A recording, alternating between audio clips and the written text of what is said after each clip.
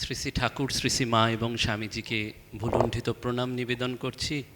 আজকে একটি পুণ্য দিন, শরৎ মহারাজের আবির্ভাব তিথি, তাই শরৎ মহারাজের চরণেও ভুলুণ্ঠিত প্রণাম জানাই। রামকৃষ্ণ সারদা মিশন বিদ্যাভবন কলেজের এই আশ্রমের সম্পাদিকা রয়েছেন এবং তিনি আমাদের শ্রী সারদা মঠের সহসংঘাধ্যক্ষা পরম পূজনীয়া প্রব্রাজিকা প্রদীপ্ত প্রাণা মাতাজিকে প্রণাম জানাই। প্রব্রাজিকা বেদরূপ প্রাণা মাতাজি, যিনি এই বিদ্যাভবন কলেজের অধ্যক্ষা, তাকে আমার ভক্তিপূর্ণ সশ্রদ্ধ প্রণাম নিবেদন করছি এবং তার সঙ্গে অন্যান্য সমস্ত সন্ন্যাসিনী মায়েরা যারা রয়েছেন তাদেরকে প্রণাম নিবেদন করছি। ডক্টর ধীমান গাঙ্গুলি মহাশয়, তিনি এই রামকৃষ্ণ বিবেকানন্দ জগতের এক স্বনামধন্য বক্তা, গবেষক এবং লেখক। তার বহু লেখা রয়েছে, আমরা পাই বিভিন্ন পত্রপত্রিকায়। চিন্তাশীলভাবে তিনি বিবেকানন্দকে নিয়ে বিভিন্ন ফোরামে বক্তব্য রাখেন। তাকেও আমার ব্যক্তিগতভাবে সশ্রদ্ধ প্রণাম নিবেদন করছি। আর তোমরা, আমি তুমি করেই বলছি যেহেতু তোমরা ছাত্রী, আর কলেজে আমরাও এই ছাত্রছাত্রীদের নিয়েই সারাদিন কাটাই, সুতরাং তোমাদের জন্যই আজকের এই দিন এবং এই আলোচনা চক্রের মূল যে থিম সেটা হিউম্যান ভ্যালুস। এই কলেজে ঢুকলেই ওই গেট দিয়ে প্রবেশ করার সাথে সাথেই একটি মুখ সবসময় ভেসে ওঠে এখনও, তিনি পরম পূজনীয়া প্রব্রাজিকা ভাস্বর প্রাণা মাতাজি। তো মাতাজির একটি কথা, যখন তার শরীর অসুস্থ ছিল, প্রায় নিভৃতে আমার সৌভাগ্য হয়েছিল যে একটি শীতের সকালে মাতাজি আধ ঘন্টা একেবারে ক্লোজ ডোরই বলা যায়, কেউই ছিলেন না, আমি আর মাতাজি ছিলাম। তো সেই বিভিন্ন কথা তার এই সন্ন্যাস জীবন, মহৎ জীবনে প্রবেশ থেকে, প্রভু মহারাজের আশীর্বাদ থেকে অনেক কথা বলেছিলেন, সেগুলো পাবলিক ফোরামে তো বলার পরিসর নেই, কিন্তু যে কথাটি শেষে বারবার উল্লেখ করেছিলেন সেটি বলতে ভালো লাগছে বা নিজেরও ভাবতে ভালো লাগে। হাতটি ধরে বলেছিলেন যে ভাই, চলে তো যাব, কিন্তু ওপরে গিয়ে যদি ঠাকুর মা স্বামীজির সাথে দেখা হয়, তাহলে ঠাকুর আর মা নাও আমাকে গ্রহণ করতে পারেন, কিন্তু স্বামীজি আমাকে গ্রহণ করবেন, কারণ সারা জীবন আমি স্বামীজির কথা বলেছি, স্বামীজির কাজ করেছি এবং স্বামীজির ভাবে ভাবিত হয়েছি। এবং সেটি বলার সময় তার মুখ চোখ একেবারে উদ্ভাসিত হয়ে উঠেছিল, যে যেন 100% অ্যাসিওর্ড, গ্যারান্টেড যে আমাকে অন্য কেউ যদি অ্যাকসেপ্ট নাও করেন, স্বামীজি আমাকে ঠিক টেক অফ করবেন, স্বামীজি আমাকে ঠিক কোলে তুলে নেবেন। কেন এই কথাটি বললাম? There are two kind of lifes, life with values and life with valuables. আমাদের এই জীবনে দুটো অপশান থাকে, একটা সম্পদ এবং প্রাচুর্যকে বেছে নেওয়া, আর একটা এই মূল্যবোধ এবং নীতি আদর্শকে নিয়ে জীবনে চলার পথ। এখন আমরা খুব কনফিউজড হয়ে যাই, যেহেতু এই বিজ্ঞান এবং প্রযুক্তি, জগৎ এবং সমাজের প্রলোভনের হাতছানি, সেটি আমাদের খুব কনফিউজড করে দেয়, দ্বিধান্বিত হয়ে যায়। বিশেষ করে তোমাদের যে বয়স, সেখানে ওই উপনিষদ বেদান্ত আমাদের বারবার বলে we are at the cross road, আমরা দাঁড়িয়ে আছি, শ্রেয় না প্রেয়, কোন দিকে যাব আমরা বুঝতে পারি না। কিন্তু এই বোঝার জন্য, এই অনুভবের জন্য আমাদের এই মহাজীবনের কাছে এসে দাঁড়াতে হয়। স্বামী বিবেকানন্দ, তার সম্পর্কে বিপ্লবীরা বলতেন, he was the spiritual and moral force of India. ভারতবর্ষে শুধু আধ্যাত্মিক নয়, এই নৈতিক দিকের যে শক্তি, আজকের সমাজে আধ্যাত্মিক মানুষ দরকার, কিন্তু তার থেকেও এই নীতিবান মানুষের কিন্তু খুব দরকার, সে পবিত্র আদর্শবান মানুষ, সেটিরই অভাব। স্বামীজি সেই জন্য বারবার বলেছেন একটি কথা, মানুষ চাই মানুষ, আর সব কিছু হইয়া যাইবে। এই man making is my mission, মানুষ চাই। এখন আমরা তো প্রত্যেকেই বিভিন্ন স্টেজের মধ্যে দিয়ে যাচ্ছি, এই ব্রহ্মচর্য, গারস্থ, বানপ্রস্থ সন্ন্যাস, বা ছাত্র, তারপরে শিক্ষক, তারপরে একটা সংসার বা চাকরির জীবন, তারপরে একটা রিটায়ারমেন্ট লাইফ, তারপরেও আর একটা জীবন। এই সমস্ত জীবনের মধ্যে দিয়ে যখন আমরা চলি, তখন আমাদের ওইখানটাতে বারবার মহাজীবনের কাছে এসে নত হতে হয়। জীবনের শেষে নিজেকে প্রশ্ন করতে হয় যে আমি সত্যি কি মানুষ হতে পেরেছি? এবং এই মানুষ হওয়ার জন্য আমাদের স্বামী বিবেকানন্দের মতন মানুষের কাছেই বারবার ফিরে ফিরে আসতে হয়। আচার্য শঙ্করী প্রসাদ বসু মহাশয়ের কথা উল্লেখিত হয়েছে, আমাদের রামকৃষ্ণ মিশনের খুব মানিত এক সন্ন্যাসী মহারাজ, তিনি যখন গোলপার্কে তরুণ অবস্থায় ব্রহ্মচারী রয়েছেন, তো শঙ্করীবাবুকে চা খেতে দেওয়ার জন্য ওয়েটারকে ডেকেছেন, মানে পিয়নকে ডেকেছেন, এবং পিয়ন চা পরিবেশন করে যাওয়ার সময় ওই মহারাজ বললেন পিয়নকে ডেকে যে এই মানুষটিকে দেখে রাখো, তোমাকে আমাকে কেউ মনে রাখবে না আজ থেকে কয়েক বছর বাদে, কিন্তু এই মানুষটিকে 500 বছর পরেও সমগ্র জগৎ মনে রাখবে, কারণ এই মানুষটি স্বামী বিবেকানন্দের জন্য অসামান্য কাজ করে গেছেন। আচার্য শঙ্করী প্রসাদ বসু, তাকে আচার্যই বলা হয়, আমাদের মাস্টারমশাই বলা হয় ক্যালকাটা ইউনিভার্সিটির, তিনিও ওই জীবনের শেষ প্রান্তে একটি কথা বলেছিলেন তার নিজের বাসগৃহে, যে আমার সাথে একজন সন্ন্যাসী মহারাজ তাকে ওই প্রণাম করতে গিয়েছিলেন, তাকে হাত ধরে বললেন, ভাই স্বামীজির জন্য কাজ করুন, অনেক কাজ পড়ে আছে, দেখবেন হৃদয়টা বড় হয়ে যাবে, উদ্ভাসিত হয়ে যাবে মন। এইটি আমাদের কেন আসে যে এই আজকের যে আলোচনা চক্র মূলত যে সেশনে, যে তোমাদের যুবকদের সমস্যা এবং তার সমাধানে স্বামী বিবেকানন্দ, যে ফেজটা বললাম, তোমরা এখন প্রত্যেকে ওই টিনেজের মধ্যে দিয়ে যাচ্ছ, তরুণ বয়স, তোমাদের অনেক উজ্জ্বল ভবিষ্যৎ, অনেক সম্ভাবনা রয়েছে, কিন্তু তোমাদের সমস্যাগুলো কি? প্রথম সমস্যা, এ যুগে দাঁড়িয়ে আমরা প্রত্যেকে অন্যকে অনুকরণ করছি, কপি পেস্টের সমস্যা।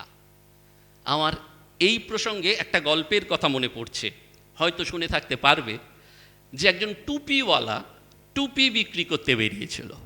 তো এই পথ চলতে চলতে সে খুব ক্লান্ত হয়ে গেছে, এখন একটা গাছের নিচে সে বিশ্রাম নেবে বলে বসেছে। তার সাথে অনেকগুলো টুপি ছিল, তার মাথাতেও একটা টুপি ছিল। সে পাশের টুপিগুলো রেখে ওই গাছের তলায় বিশ্রাম করতে বলে যখন নিদ্রামগ্ন হয়েছে, তখন ওই গাছের ওপর কতগুলো বাঁদর ছিল। তারা আস্তে আস্তে নেমে এসে ওই টুপিওয়ালার প্রত্যেকটা টুপি মাথায় দিয়ে গাছের ওপর উঠে গেছে। টুপিওয়ালা ঘুম থেকে উঠেছে, উঠে দেখছে তার টুপি নেই, খুব চিন্তাগ্রস্ত, চলবে কি করে দিন। কিন্তু ও একটা জিনিস জানে, যে বাঁদররা অনুকরণ করে, কপি করে। তো ও নিজের মাথার টুপিটাও খুব জোরে মাটিতে ছুঁড়ে ফেলেছে, আর বাঁদররা উপরে বসেছিল যারা মাথায় টুপি দিয়ে, তারাও ওটা দেখে দেখে নিজেদের টুপিগুলো ফেলে দিয়েছে ছুঁড়ে। টুপিওয়ালা সব টুপিগুলো কালেক্ট করে নিয়ে ফিরে গেছে। এখানে এই গল্পটা শেষ নয়। এই টুপিওয়ালার যে নাতি, সেও বহু বছর বাদ ওই টুপি বিক্রি করতে বেরিয়েছে, প্রফেশন, এবং তারও ওই গাছের তলায় দিয়ে যেতে যেতে গরমের দুপুরে তারও ক্লান্তি এসেছে, এবং সেও বিশ্রাম করার নিমিত্ত একটু ঘুমিয়ে পড়েছে। তারও কাছে ওই ওরকম অনেকগুলোই টুপি ছিল, এবং মাথাতেও একটা টুপি ছিল। যখন ঘুমিয়ে পড়েছে, ঘুম থেকে উঠে দেখছে সেই গাছেও অনেকগুলো বাঁদর ছিল, এবং তারা যথারীতি টুপিগুলো মাথায় করে বসে আছে। তো খুব কনফিডেন্ট যে কী করে বাঁদরদের কাছ থেকে টুপিটা আদায় করতে হয়, সে সঙ্গে সঙ্গে নিজের মাথার টুপিটা ওই মাটিতে ছুঁড়ে ফেলেছে। একটা বাঁদরও টুপি ছুঁড়ে ফেলেনি। তখন ও মুখ বিকৃতি করছে, যদি ওরা দেয়, বাবা বাছা করছে, বাঁদরগুলো কিচ্ছু করেনি। খুব কিং কর্তব্য বিমূঢ় হয়ে দাঁড়িয়ে আছে, কি করবে। তখন ওই বাঁদরগুলোর মধ্যে থেকে একজন আস্তে আস্তে গাছ থেকে নেমে এসে ওই টুপিওয়ালার নাতির গালে একটা চড় মেরে বলছে, তুই কি মনে করিস তোর দাদুই তোদের ট্রেনিং দিয়েছে? আমাদের দাদু শিখিয়ে যায়নি কিছু। আমাদের দাদুও তো বলেছে যে ওই রকম করা যাবে না। আর কেন এই কথাটা বললাম, আজকের যুগে কিন্তু আমরা প্রত্যেক মুহূর্তে, সে পরীক্ষার খাতাতেই বলো আর জীবনচর্যাতেই বলো, ওর যদি একটা এসি থাকে তাহলে আমাকেও একটা এসি করতে হবে, ওর যদি একটা ভালো আইফোন থাকে তাহলে আমিও বাড়িতে বারবার চাইছি যে আমি একটা কী করে ভালো আইফোন, কপি পেস্ট করতে চাইছি, একদম কম্পিউটারের পরিভাষায় কপি করো, পেস্ট করো। স্বামী বিবেকানন্দ বললেন, আমাদের গুরু মৌলিক ছিলেন, তাই আমাদের প্রত্যেককে মৌলিক হতে হবে। আজকের সমাজের সমস্যা কিন্তু আমরা আমাদের এই সৃজনশীলতা, সৃষ্টিশীলতার থেকেও মৌলিকত্বকে হারিয়ে ফেলছি। We are losing our originality, individuality.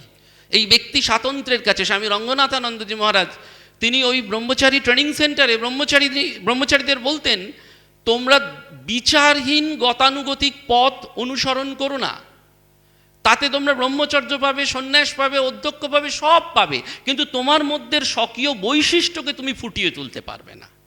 আমাদের প্রত্যেকের মধ্যে একটা স্বকীয় বৈশিষ্ট্য ভগবান দিয়েছেন। সেই স্বকীয় বৈশিষ্ট্য ফুটিয়ে তোলার জন্য স্বামী রঙ্গনাথানন্দজি মহারাজ বারবার বলতেন, বেদান্তিক থট বোম, বেদান্তিক থট বোম। বেদান্তের কথা সব দিক থেকেই এক, আমরা ভেতরে ভেতরে সবাই সেই একই ঈশ্বরে, স্বামীজির কথা, each soul is potentially divine, the goal is to manifest that divinity. আমরা প্রত্যেকে স্বরূপত দেবতা, কিন্তু সেই দেবত্বের বিকাশটি চাই। সেই জন্য বারবার স্বামীজি বলেছেন, আমার আদর্শকে বস্তুত একটা কথাতেই প্রকাশ করা যায়, সেটি মানুষের মধ্যে অন্তর্নিহিত দেবত্বের জাগরণ ঘটানো এবং সব কাজে তার সহায়তা করা। এই দেবত্বের জাগরণ করতে গেলে, এই হিউম্যান ভ্যালুস তৈরি করতে গেলে, মূল্যবোধ নীতিসম্পন্ন মানুষ হতে গেলে প্রথমেই সিদ্ধান্ত নিতে হবে, আমি অন্যকে অনুকরণ করব না। আমার নিজস্ব একটা অরিজিনালিটি রয়েছে, সেটা শিক্ষায়, দীক্ষায়, আচরণে, চালচিত্রে, লেখাপড়ায়, সব ক্ষেত্রে I have to express my individual originality. আমাদের মঠ মিশন হয়েছে, ধীমানবাবু খুব সুন্দর করে হাস্যরসাত্মকের কথা বলছিলেন না, স্বামীজি সেইটিই ছিলেন, কিন্তু স্বামীজি আধ্যাত্মিক মানুষ ছিলেন। তাকে কেউ কেউ বিদেশে জিজ্ঞেস করেছেন, আপনি এত হাসেন কেন? স্বামীজি বলছেন, আধ্যাত্মিক বলেই তো এত হাসি। যেদিন তুমি গোমড়া মুখো থাকবে সেদিন বাইরে বেরোবে না, কারণ তোমার এই গোমড়া মুখ থেকেও নেগেটিভ ভাইব্রেশন সমাজকে এই নেতিবাচক ভাবনায় ভরিয়ে দেবে। আমাদের রামকৃষ্ণ মঠ মিশনের সারগাছি সেন্টারে সরোজ মহারাজ ছিলেন, স্বামী আনন্দময়ানন্দজি মহারাজ। উনি খুব সুন্দর গল্প বলতে পারতেন। যেহেতু তোমরা মূলত ছাত্রীরা রয়েছে, তোমাদের গল্প করেই চেষ্টা করব যে স্বামীজির কথাকে আমরা সকলে মিলে বারবার অনুধ্যান করার, কারণ এই সমস্ত কথাই হয়তো তোমরা বহুবার এই বিদ্যাভবন কলেজে থাকার সুবাদে শুনেছ বা মাতাজিরা তোমাদের বারবার বলে থাকেন।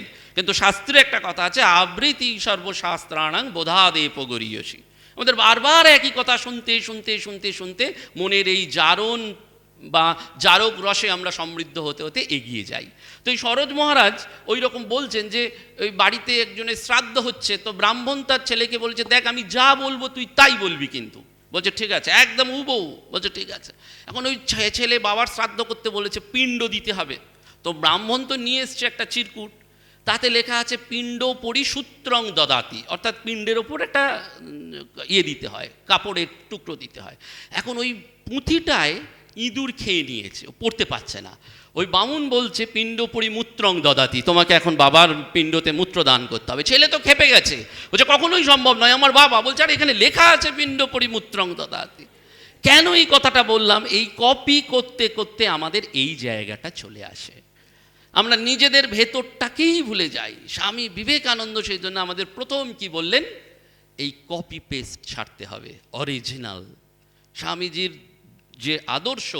এবং দৈনন্দিন জীবনে কিন্তু এটি বেশি দেখা যায়। তোমাদের হয়তো একটা কুইজ হবে, গুগল ফর্ম দেখেই ওই পাশের লোকটি কী করছে, পাশের ছেলেটা কী করছে, পাশের মেয়েটা কী করছে, ওর দেখে একটু কপি করে দিই, ওর দেখে একটু লিখে দিই, ওর দেখে একটু টুকে দিই, পরীক্ষায় একটু চিরকুট নিয়ে চলে যাই। তোমরা হয়তো করো না, কিন্তু বাইরের জগতে এইটি চলছে।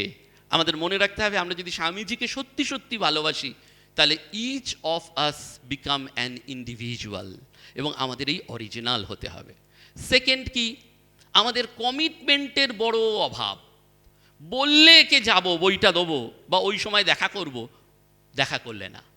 স্বামী বিবেকানন্দের জীবন যদি দেখো, দক্ষিণেশ্বরে শ্রীরামকৃষ্ণের সাথে দেখা করতে যাবেন, সময়টা ছিল 3টের সময়, নরেন্দ্রনাথ দত্ত 2:30টায় পৌঁছে গেছেন, কিন্তু উনিও ভেতরে ঢুকছেন না, গুরুও বাইরে আসছেন না, because of that commitment. Swamiji বারবার বলছেন, চালাকির দ্বারা কোনো মহৎ কাজ করা যায় না। আমরা সব সময় একটা আমাদের কেরিয়ার করতে গিয়ে একটা শর্টকাট পাথ দেখি, কি করে ইজি ওয়েতে, যেটি এই যে ধীমানবাবু বললেন, গাছে না উঠতেই এক কাদি ইজি ওয়েতে আমরা এটি করতে চাই। এটি সেই পূজনীয় ভূতেশানন্দজি মহারাজও যখন উপনিষদের ক্লাস নিতেন গোলপার্কে, সারা গোলপার্ক ভর্তি হয়ে যেত। তো একজন গিয়ে মহারাজকে বলছেন যে মহারাজ, এই দেখুন কত বয়স্ক লোক রোববার বিকাল 4টের সময় দৌড়ে দৌড়ে এসছে গোলপার্কে আপনার উপনিষদের ক্লাস শোনার জন্য। তখন মহারাজ হেসে বলছেন, এরা কি মনে করো সব উপনিষদ শুনতে আসে? কেউ আসে না, এসি আছে, ঘুমোতে আসে। আমি উপনিষদ 2 ঘন্টা বলি, এরা এসির তলায় ভালো করে ঘুমিয়ে যায়। কেন এই কথাটা বললাম? ওই আমাদের এইটি বারবার মনে রাখতে হবে যে চালাকির দ্বারা কোনো মহৎ কাজ করা যায় না। আমাদের কমিটমেন্ট, এই কমিটমেন্ট শুধুমাত্র বাইরের সমাজের জন্য নয়, নিজের কাছেও নিজের একটা কমিটমেন্ট রয়েছে। আমার নিজের কাছে আমি শ্রদ্ধাশীল কিনা, আমি নিজের কাছে কমিটেড কিনা, এই আজকের যুগে এই কমিটমেন্টটা কিন্তু বারবার দরকার। তৃতীয় হচ্ছে কনফিডেন্স। এখানে বসে আমি দেখছিলাম খুব ছোট্ট ঘটনা, স্বামীজি বলছেন না, কোনো মানুষকে চেনার জন্য তার চরিত্র বোঝার জন্য কোনো বড় ঘটনার দরকার নেই, ছোট্ট ছোট্ট ঘটনা দিয়েই তার মহত্ব বোঝা যায়। কেন এই কথাটা বললাম, যে যিনি এই যে ঘোষণা করছেন ভয় পাচ্ছে, আমি কি এবার ডাকবো জিজ্ঞেস করছেন, একটা ভয় ভেতরে ভেতরে, একটা কনফিডেন্সের অভাব। স্বামী বিবেকানন্দ কিন্তু বারবার এই যে স্বামীজির মেয়ে তোমরা, ঠাকুরমা স্বামীজির সন্তান তোমরা, ওইটি বারবার মনে রাখতে হবে, have faith on yourself, you can do anything and everything. এই আত্মশ্রদ্ধা চাই, এই আত্মবিশ্বাস চাই, এবং আত্মবিশ্বাস কোনো প্রতিবন্ধকতাকেই আটকে রাখতে পারে না। মাসুদুর রহমানকে তোমরা জানো, যিনি ওই প্রতিবন্ধী হয়েও ইংলিশ চ্যানেল অতিক্রম করলেন, এবং তার কণ্ঠেও সেই ধ্বনিত হলো স্বামীজির কথা, what we want infinite energy, infinite zeal, infinite courage and infinite patience, then only the great things to be achieved. জীবনে বড় হতে গেলে স্বামীজি বলছেন, কোনো ব্যক্তি বা জাতির বড় হতে গেলে তিনটে গুণ দরকার, একেবারে জীবনের সাথে রন্ধ্রে রন্ধ্রে। শিক্ষা তো স্বামীজি বারবার বলেছেন, nervous association with certain ideas. শিক্ষা মানে কি কেবলমাত্র স্কুল কলেজ ইউনিভার্সিটির ডিগ্রি নয়, একেবারে তোমার হৃদয় ত্রন্তিত। এবং সেটা ঠাকুরকে দেখেই তার হয়েছিল, যে এই লোকটা সত্যি সত্যি টাকা ছুঁতে পারতেন না, এটা কথার কথা নয়, বহুভাবে টেস্টেড করে দেখছেন, নার্ভাস অ্যাসোসিয়েশন হয়ে গেছে। ধাতব জিনিস এলেই তার শিরা উপশিরা বা ভেতরটা যেন বেঁকে যেত। Nervous association with certain ideas. Swamiji সেই জন্য বলছেন, বড় হতে গেলে কোনো ব্যক্তি বা জাতির তিনটি গুণ দরকার: সাধুতার শক্তিতে প্রগাঢ় বিশ্বাস, হিংসা এবং সন্দিগ্ধভাবের একান্ত অভাব, যারা ভালো কাজ করতে চায় বা চেষ্টা করছে তাদের যথাসম্ভব সাহায্য করা। অ্যাবসলিউট। আমরা জেলাসি হই, ঈর্ষাপরায়ণ হই। স্বামীজি নিজে বলেছেন, দেখো আমাদের জীবনের সমস্যা সব যায়, ওই পোড়া হিংসাটা যায় না। সব যায়, ওই নামযশটা যেতে চায় না।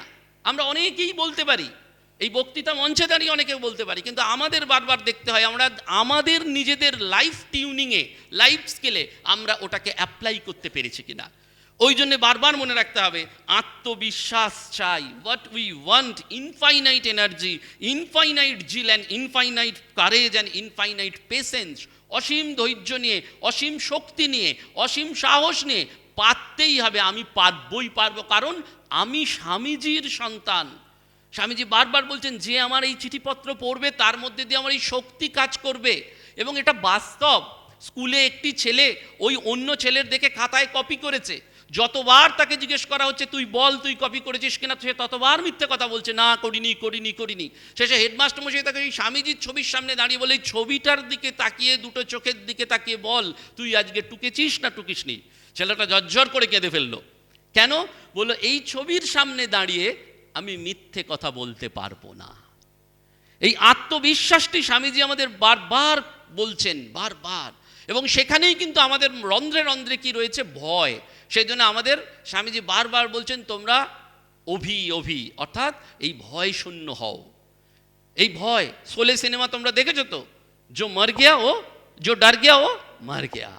যে ভয় পেয়েছে সে মৃত। স্বামীজি সেই জন্য বারবার এই কথাগুলি বলেছেন। এটা তোমরা বহুবার শুনেছো, কিন্তু তোমরা যেটাকে আইডেন্টিফাই করার চেষ্টা করনি হয়তো, যে এগুলোই তো আমাদের সমস্যা, এগুলোই তো আমরা করতে চাইছি। আমরা তো এই কপি পেস্ট করতে চাইছি, আমরা তো এই কমিটমেন্টটা করছি না। বললাম আসবো কিন্তু এলাম না, রোববার যাব বললাম 3টের সময় দেখা করতে কিন্তু করলাম না, মোবাইল ফোনটা আজকে দেখবো না বলছে কিন্তু বারবার ওর প্রতি আকর্ষণ আসছে, ভালো খেতে বারবার ইচ্ছা হচ্ছে। এগুলো দোষের নয়, কিন্তু বারবার নিজেকে স্বামীজির আলোয় নিজেকে টিউন করে নিতে হবে। সেখানেই স্বামী বিবেকানন্দের ইউটিলাইজেশন। সেই জন্য বারবার বলছেন আত্মবিশ্বাস চাই। এবং এই আত্মবিশ্বাসটির জন্যই স্বামীজি সেইখানেই চরিত্রের কথা এনেছেন। কারণ এই আত্মবিশ্বাসী চরিত্র গঠন করে। চরি মানে আচরণ, তোমার আচরণ থেকেই চরিত্র গঠিত হবে। স্বামীজি বলছেন, টাকায় কিছু হয় না, নামেও হয় না, যশেও হয় না, বিদ্যায়ও কিছু হয় না, ভালোবাসায় সব হয়। চরিত্রই বাধা বিঘ্ন রূপ বজ্রদৃঢ় প্রাচীরের মধ্যে দিয়ে পথ করে নিতে পারে। Career with character makes a man hero, but career without character makes a man zero. একজন রাজা ছিলেন, সেই রাজার কোনো সন্তানাদি ছিল না। তো রাজা কি করবেন? তিনি মনে করছেন যে তার এই রাজ্যভার কাকে দেবেন। তিনি সমস্ত রাজ্যের যুবকদের ডাকলেন, ডেকে প্রত্যেকের হাতে একটা করে বীজ দিলেন, দিয়ে বললেন 1 বছর ধরে তোমরা পরিচর্যা করো, যার বীজ থেকে ভালো গাছ উৎপন্ন হবে বা যে ভালো ফুল ফল এসব ফলাতে পারবে তাকেই পরবর্তীকালের রাজ্যের রাজা বলে ঘোষণা করবে। 1 বছর বাদে সবাই এলো, কারুর গাছে ফুল হয়েছে, কারুর গাছে ফল হয়েছে, সবাই টবটা নিয়ে দাঁড়িয়ে আছে, একজন শুধু ওই খালি টব নিয়েই এসেছে। রাজা প্রত্যেককে প্রশংসা করতে করতে ওই খালি হাতের টবের ছেলেটির কাছে গিয়ে বললেন, তুমি চেষ্টা করলে 1 বছর ধরে কিচ্ছু হলো না? বললো, না মহারাজ, আমি চেষ্টা করেছি, তাতেও কিছু হয়নি। আমার রাজ্য পাওয়ার ইচ্ছা নেই, কিন্তু আমার আপনার কাছে দেওয়া সত্যটা যে আপনি আসতে বলেছিলেন 1 বছর বাদে, সেইটি নিয়ে এসেছি। রাজামশাই তখন তার হাতটি ধরে মঞ্চে নিয়ে গিয়ে বললেন, এই হচ্ছে ভবিষ্যতের রাজ্যের রাজা। সবাই তখন বললো, তাহলে আমরা যে এত কিছু করলাম? তখন রাজামশাই হেসে বলছেন, আমি একমাত্র জানতাম যে তোমাদের যে বীজটা দিয়েছি সেটা ভাজা বীজ ছিল, ভাজা বীজ থেকে কখনো গাছ হতে পারে না। কিন্তু তোমরা রাজত্বের লোভে ওই ভাজা বীজে কিছুদিন চেষ্টা করেছিলে, তারপর যেই সেখান থেকে আর গাছ হয়নি, তোমরা বাজার থেকে অন্য বীজ এনে এই টবে পুঁতে তার চাষ আবাদ করে সেখান থেকে সুন্দর গাছ বা ফুল ফলের তৈরি করে এসেছো এই রাজত্ব পাওয়ার লোভে। কিন্তু এর মধ্যে সেই সততা ছিল। এ কিন্তু কখনো ওই রাজত্ব পাওয়ার লোভে ওই ভাজা বীজটিকে ফেলে দিয়ে নতুন বীজ নেয়নি। রাজ্যে এই সৎ মানুষেরই দরকার, সেই রাজা হতে পারে। Career with character makes a man hero, but career without character makes a man zero. Swamiji বলছেন, জগৎ চায় স্বার্থশূন্য প্রেমদীপ্ত চরিত্র। এইটি চরিত্রের ডেফিনেশন, এবং এইটি যখন আসবে তখন হৃদয়টা বড় হয়ে যাবে, আর কিছুই নয়। শরৎ মহারাজ আছেন, তখন খোকানি বলে একজন পার্সি যুবক ভক্ত, তার যক্ষা হয়েছে। শরৎ মহারাজ কাউকে কিছু না বলে দুপুরবেলায় গেছেন তার ঘরে, সঙ্গে সঙ্গে একজন সেবকও গেছেন। সেই খোকানি যক্ষা হয়েছে, বারবার মুখ মুছছে, এবং যক্ষা তখনকার দিনের খুব ছোঁয়াচে রোগ ছিল। শরৎ মহারাজকে দেখে তিনি হাত ধরে করমর্দন করলেন, তারপর তার ভাইকে একটু ফল আনতে বললেন, সেই ফল নিয়ে এলেন এবং সেই ফলটা কেটে নিজের হাতে দিলেন। সেবক বারবার বলছেন, না খাবেন না মহারাজ, খাবেন না, কারণ সেবকের ভয় আছে শরৎ মহারাজ ওই যদি তার যক্ষা হয়ে যায়, বলছেন খাবেন না। শরৎ মহারাজ নির্দ্বিধায়, হৃদিবান নিঃস্বার্থ প্রেমী, কতটা প্রেম, কতটা হৃদয় বড় হলে চরিত্রের কথা শুধুমাত্র যে ওই কোনো কিছু করলাম না খারাপ আর মহৎ চরিত্রের হয়ে গেলাম তা কিন্তু নয়, তোমার হৃদয়টা বড় হয়েছে কি। দেখবেন আমরা অনেক সময় এই মূল্যবোধের কথা বলি, তোমরাও বলো, শোনো, কিন্তু আমাদের অ্যাপ্লিকেশন টেস্ট ফিল্ডটা হচ্ছে যখন জীবনে প্রয়োগ করার দরকার হবে, তখন দেখবে অনেক ক্ষেত্রেই সেই বিভিন্ন কলেজ স্কুলের অধ্যাপক অধ্যাপিকাদের দেখা যায়, শিক্ষক শিক্ষিকাদের দেখা যায়, সমাজের প্রতিষ্ঠিত লব্ধ মানুষজনের ক্ষেত্রে দেখা যায় যে এই বাস্তবে প্রয়োগের ক্ষেত্রে গণ্ডগোল হয়ে গেল। শরৎ মহারাজ নিলেন, সেবকের বাধা অগ্রাহ্য করে তিনি নিলেন এবং খেলেন। বেরোনোর পর যখন সেবক পরে জিজ্ঞেস করছেন শরৎ মহারাজকে, আপনি খেলেন কেন? ওই জানেন না ওর যক্ষা হয়েছে? তখন শরৎ মহারাজ অদ্ভুত একটা কথা বললেন, ঠাকুর বলতেন ভালোবেসে কেউ কিছু দিলে তার থেকে কোনো ক্ষতি হয় না। এইটি ভালোবাসা। এই যে রামকৃষ্ণ মঠ মিশন, সারদা মঠ যাই দেখছো, তার মূল মন্ত্রটি হচ্ছে ভালোবাসা। এই ভালোবাসাটা শুধু মুখে বললে হবে না, you have to apply in your everyday life. Everyday life এই ভালোবাসার প্রসারণ ঘটাতে হবে। সেইটি স্বামীজি বলেছেন, expansion is life, contraction is death. তোমার হৃদয়টা বড় হচ্ছে কি আমরা বলি, কিন্তু অনেক সময় দেখা যায়, অনেক ক্ষেত্রে আমরা স্কুল কলেজে শুনি যে হয়তো তার একটু সামাজিকভাবে স্বীকৃতি নেই, কিন্তু তাকেও কখনো কখনো অপমান করা হয়। এটি বারবার মনে রাখতে হবে। না, স্বামীজির কথা, ওই আমরা যদি ভালোবাসা চরিত্রবান হতে পারি, এবং সেই জন্যে এই বিদ্যার্থী ব্রত হয় অনেক সময়, সেখানে বারবার প্রথমেই বলা হয় স্বাস্থ্যবিধি পালন পর ভবিতুং যথাসাধ্যং জ্যোতিষে। অর্থাৎ আমার এই স্বাস্থ্যটা আমি কেন পালন করব? না, এই দেহের দ্বারা, এই শরীরের দ্বারাই ভগবান লাভ করব বলে। এই দেহটা নিয়ে আমি অন্য কিছু যাই করি না কেন, ভগবান লাভও যেমন করব, ভালো করে কেরিয়ারটাও গঠন করব। এবং সেখানেও কিন্তু এই চরিত্রের একটা বিরাট প্রভাব রয়েছে। তাহলে প্রথম থেকে যদি আমি সাম আপ করতে করতে আসবো শেষে, যেই পয়েন্টগুলো সবটাই সি দিয়ে কিন্তু এই ক্যারেক্টার চাই। ছাত্রদের ক্ষেত্রে কি, ছাত্রাণাং অধ্যয়নাং তপ, অর্থাৎ তপস্যা। এটি একটা তপস্যার মতন। স্বামীজি এই তপস্যার কথা বারবার বলেছেন। তপস্যা দেওয়া মানে তাপ করা, ইচ্ছা শক্তির প্রচণ্ড বৃদ্ধি হয় এই তাপটা দিলে, এই তপস্যা করলে। এবং এই ইচ্ছা শক্তিটাই কিন্তু পরবর্তীকালে চরিত্রের আকারে দৃঢ় রূপে আমাদের কাছে প্রকাশিত হয়। সত্যমেব জয়তে, যে আমাদের মানুষের সাথে মানুষের ট্রানজ্যাকশনটা কিন্তু সত্যের দ্বারা, আর অন্য কিচ্ছু নয়। আমরা সেই মানুষকেই ভালোবাসি, সেই মানুষকেই অ্যাকসেপ্ট করি যে সত্যি কথা বলে। যে মুখে সত্যি কথা বলে ভেতরে মিথ্যে কথা বলে তাকে আমরা অ্যাকসেপ্ট করি না। কিন্তু এই জন্য সত্যমেব জয়তে সাকসেসফুল। আর স্বার্থ যস্য পরার্থ বলা হয়, তুমি পরের জন্য একটু হৃদয়টা দিতে পারো কি? অন্য কিচ্ছু দিতে হবে না, পরের জন্য। এইখানেই কিন্তু দেবত্বের প্রকাশ।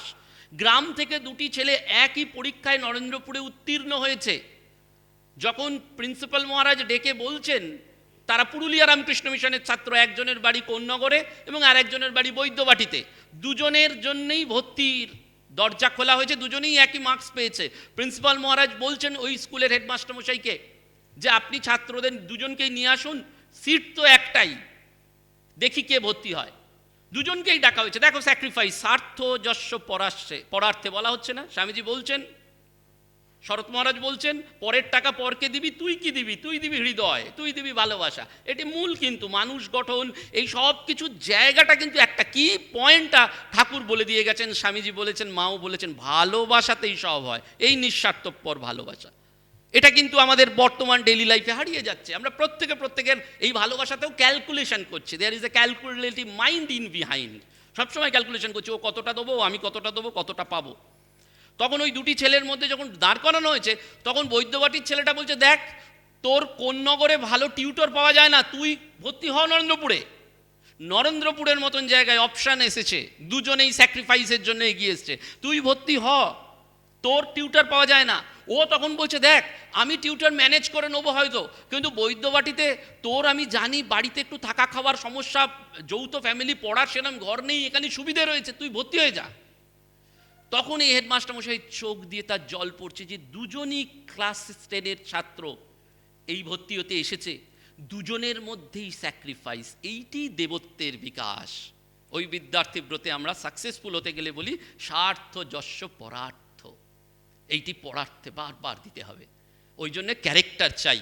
যাই করো বাবা, চরিত্র, স্বার্থ শূন্য, প্রেমদীপ্ত, ভালোবাসায় ভরা একটা মানুষ, আর কিছু দরকার নেই। কত আইএস আইপিএস অফিসার হলে এই জাগতিক স্বীকৃতির দরকার নেই, কিন্তু দিনের শেষে, জীবনের শেষে, স্বামীজি বারবার বলছেন, আজন্ম এটি আমি ভুগেছি যে এই পৃথিবীতে একদিনের জন্য যদি একটা মানুষকে শান্তি দিতে পারি, সেইটি সত্যি, বাকি সব ঘোড়ার ডিম মিথ্যে। একজনের জন্য। এটি ভালোবাসার দ্বারাই সম্ভব, এবং এই ভালোবাসাটার স্ফুরণ হয় যদি চরিত্রটি গঠন হয়। দেন কামস কনসেন্ট্রেশন। স্বামীজি বলছেন, the difference between an ordinary man and a great man lies in the degree of concentration. এবং বারবার স্বামীজির কথা রয়েছে, all success in any line of work is the result of concentration.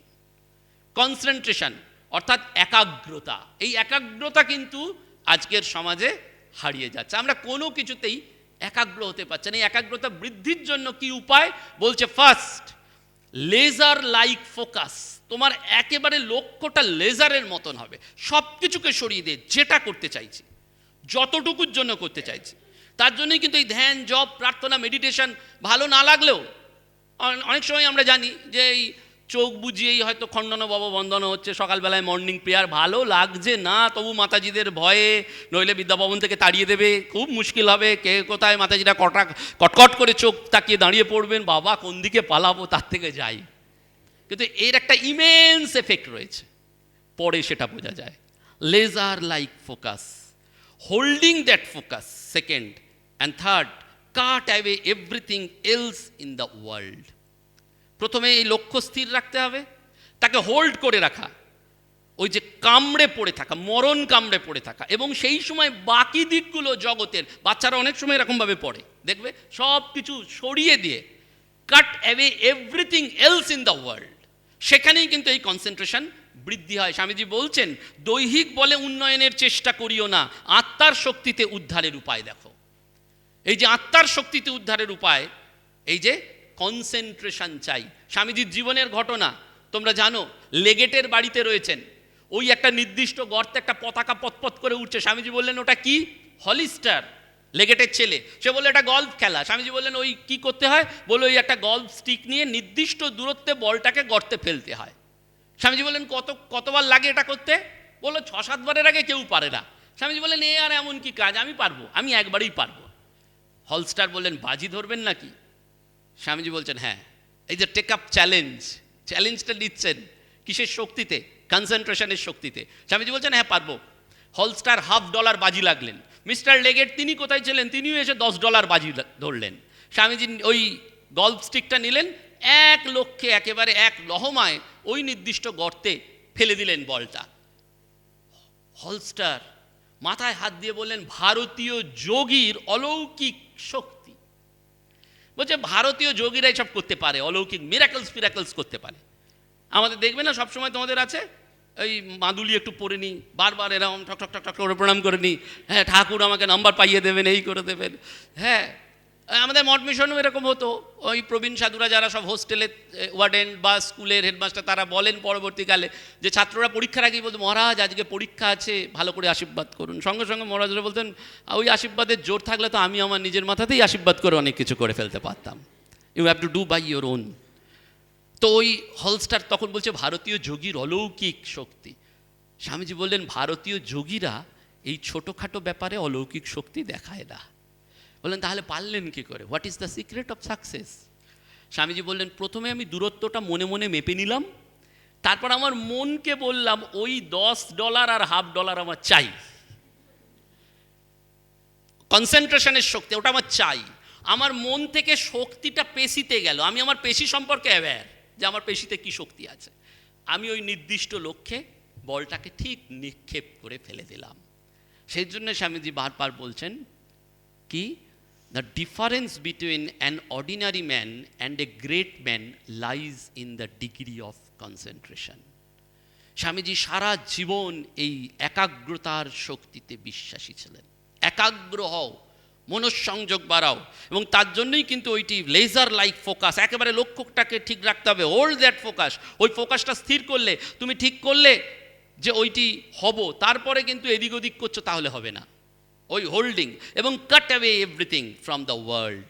Swamiji বারবার এটি বলছেন। এই একাগ্রতার জন্য আমরা যাদের জগতে দেখতে পাই সফল ব্যক্তি হিসাবে, তাদের মূল লক্ষ্যটা কিন্তু এই একাগ্রতা। সচিন তেন্ডুলকর, তিনি ওয়ার্ল্ড ফেমাস ক্রিকেটার, তার কোচ রমাকান্ত আচারেকর, তিনিও বারবার একটি কথা বলতেন। সচিন তেন্ডুলকর তার শরীর যাওয়ার পর বলেছেন যে আমাদের স্যার বারবার বলতেন, মনে রেখো এখন বিশ্রাম নেওয়ার সময় নয়, হাড় ভাঙা পরিশ্রম করলে রিটার্ন পাবেই পাবে, ভবিষ্যতে বিশ্রাম করার জন্য গোটা জীবন পাবে, এখন ফাঁকি দিলে নিজেই ফাঁকিতে পড়বে। এবং সচিন তেন্ডুলকর পরবর্তীকালে ওই সাকসেসের, নিজের জীবনের সফলতার কথা বলছেন যে আমার স্যার বলতেন, don't stop when you are tired, stop when you are done. Don't stop when you are tired. যখন তুমি ক্লান্ত হচ্ছ তখন বিশ্রাম করছো না, আরও উদ্যমে তোমাকে এটি করতে হবে। এইটি এই কনসেন্ট্রেশনের শক্তি, একাগ্রতা, মনের শক্তি। এবং অলিম্পিক অধিনায়ক মনপ্রীত তিনিও বলছেন, করোনার সময়ও কিন্তু আমরা ফোকাস থেকে সরিনি। আমাদের যে লক্ষ্য, সেই লক্ষ্য থেকে আমরা কখনো সরিনি। দেখো, যদি তুমি 1, 2, 3, 4 করে দেখো, তোমাদের প্রতিদিনের ইউথ প্রবলেমস আর দ্যাট। তোমরা কি করছো? সকালবেলা উঠেই মনে হচ্ছে হোয়াটসঅ্যাপটা বোধহয় টুং টুং করে বেজে উঠলো, একবার দেখে নি। ফেসবুকে রিলসটা দারুণ হয়েছে, দেখলি? ইউটিউবে বিশাল লাইক পেয়েছে, দেখো না তোমরা? খুব মন থেকে বলো, ফেসবুকে কিছু একটা দিয়েই দেখছো কটা লাইক হলো, কতজন কমেন্ট করলো।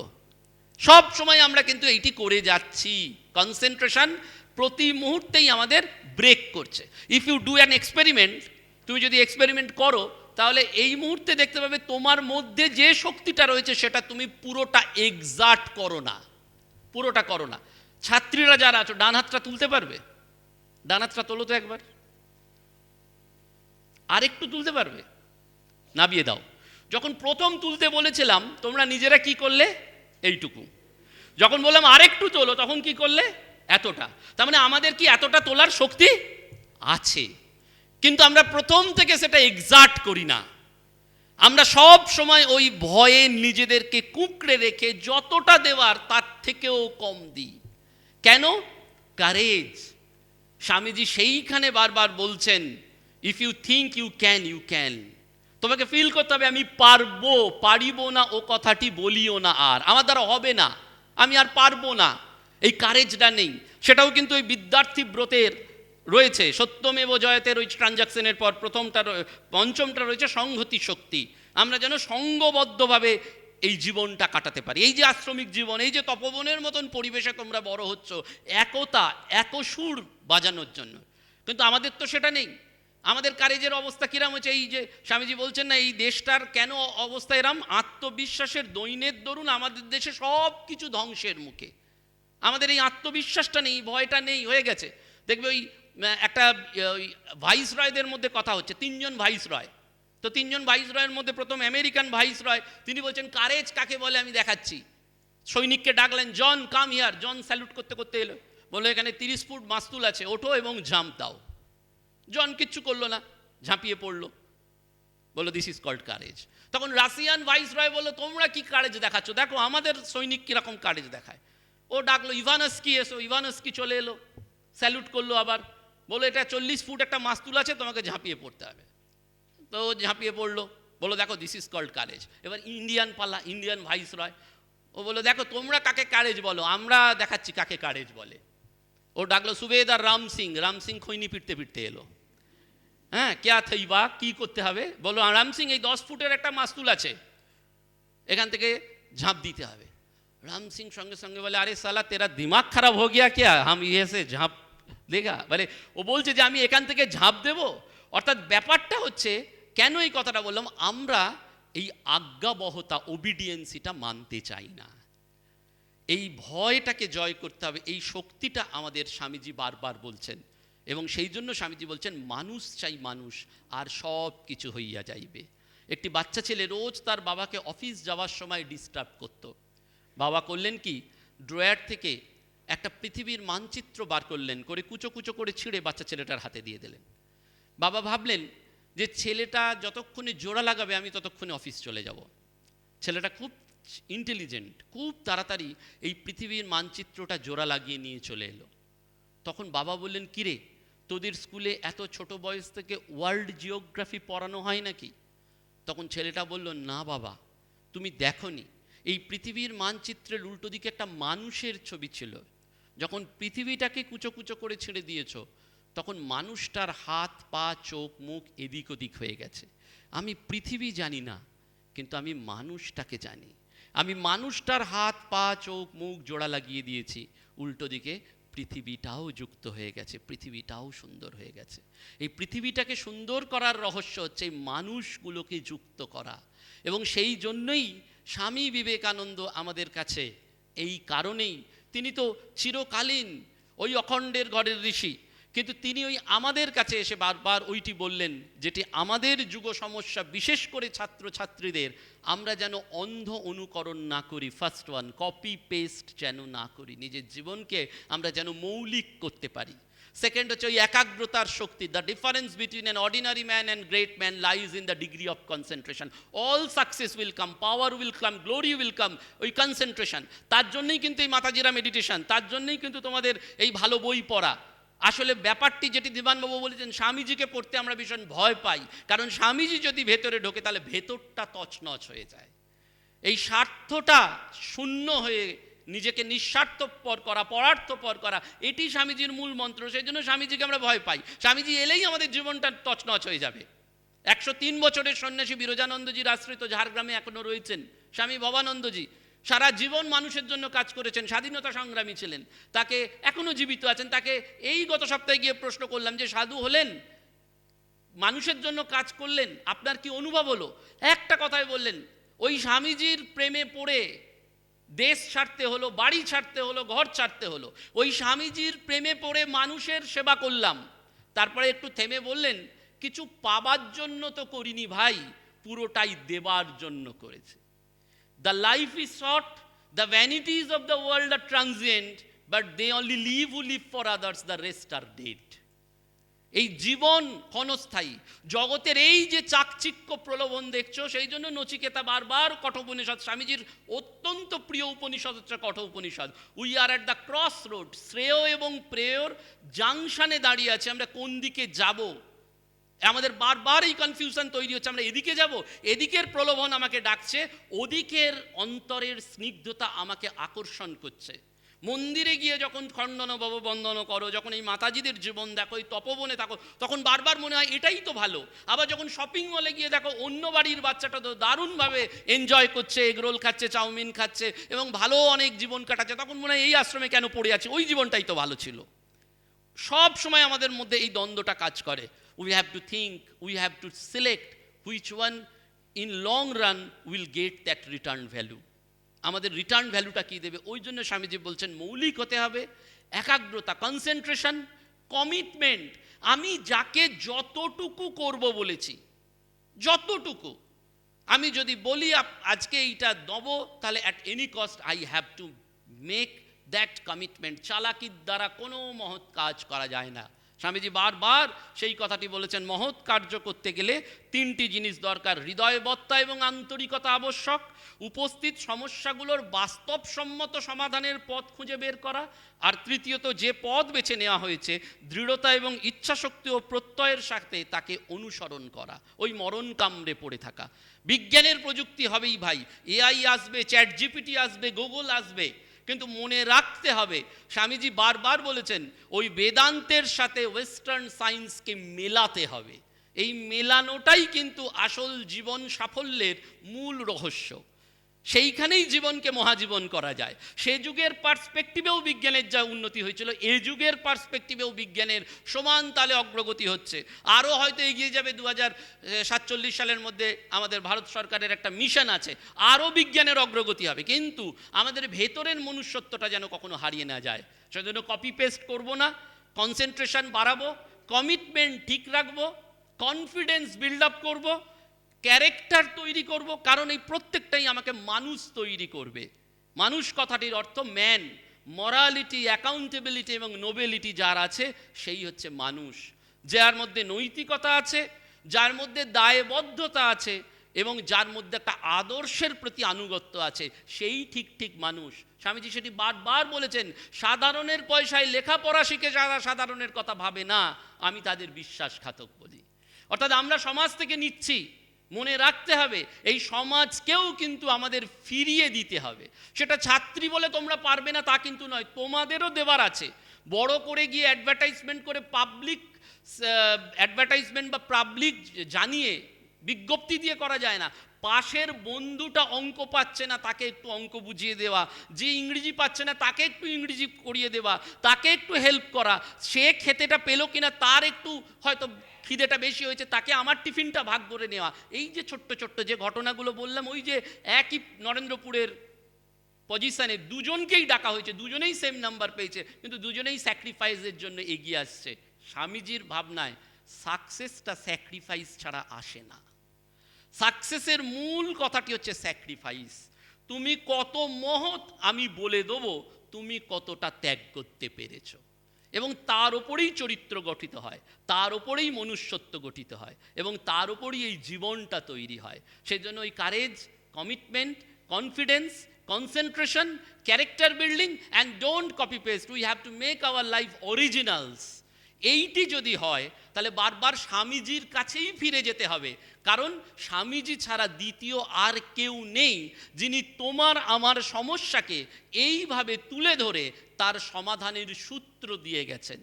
সেই জন্য স্বামীজি একমাত্র যিনি সন্ন্যাসের সাথে সমাজকে মিলিয়ে দিয়েছেন এবং বারবার আমাদের এইটি অনুভব করতে শিখিয়েছেন। গভীর রাত্রে আজও চোখ বুঝলে কেউ অনুভব করতে পারে যে একটি নৌকো, যে নৌকোয় 4 জন মানুষ বসে রয়েছেন, ভগিনী নিবেদিতা, শ্রী শ্রী মা, শ্রী শ্রী ঠাকুর এবং স্বামীজি মহারাজ। নিবেদিতার এই যে পরম আলিঙ্গন, শ্রী শ্রী মায়ের পরম স্পর্শ, ঠাকুরের অদ্বৈত বেদান্ত আর স্বামীজির কর্ম, এই মিলেমিশে যে অমৃত রচিত হয়েছে সেটি যুগ যুগ ধরে মানবের মন্দিরে দেবতার চরণে অর্ঘ্য হিসাবে নিবেদন করা যাবে। এবং সেই নিবেদনের মূল কথা দেহ নয়, মন, ভোগ নয়, যোগ, সেইটি সনাতন ভারতবর্ষ। এবং এই ভারতবর্ষেই নীতি শিক্ষা, মূল্যবোধের চর্চা আগেও হয়েছে, এখনও হবে, ভবিষ্যতেও হবে। ভারতবর্ষ কখনো মরবে না। স্বামীজি বারবার বলেছেন এই ভারতবর্ষই বেঁচে থাকবে, আগামী দিনের ভারতবর্ষ আরও গ্লোরিয়ান হবে, সেটি মানুষের এই মূল্যবোধ, আদর্শ এবং মনুষ্যত্ব বিকাশ নিয়ে। সকলকে প্রণাম জানিয়ে, তোমাদেরকে ধন্যবাদ জানিয়ে আজকের অনুধ্যান এখানে শেষ করলাম।